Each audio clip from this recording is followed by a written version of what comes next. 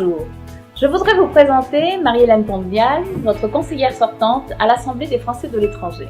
Comme beaucoup d'entre vous le savent déjà, grâce à nos rencontres ou en lisant mes rapports d'activité, je me suis plus particulièrement intéressée à tout ce qui concerne les écoles, les bourses scolaires, les alliances françaises, sans délaisser pour autant les affaires économiques, grâce à mes rencontres avec les conseillers du commerce extérieur et les chambres de commerce.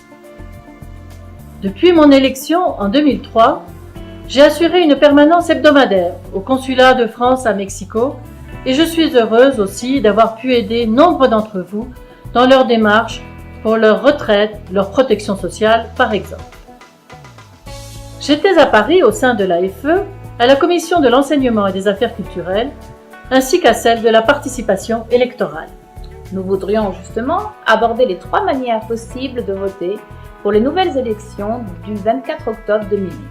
Premièrement, vous pouvez vous présenter le 24 octobre entre 8h et 18h dans les bureaux de vote ouverts dans les ambassades en Amérique centrale ou pour le Mexique au lycée franco-mexicain de Polanco dans la ville de Mexico.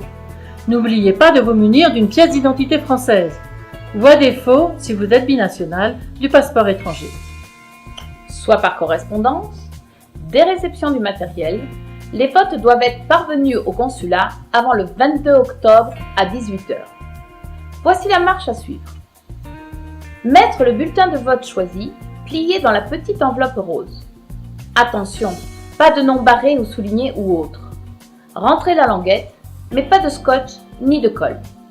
Mettez ensuite cette enveloppe rose dans l'enveloppe blanche d'identification que vous cachetterez et sur laquelle vous indiquerez en lettres d'imprimerie votre nom, nom de jeune fille pour les femmes mariées, prénom, votre date et lieu de naissance et vous signez dans le cadre en bas.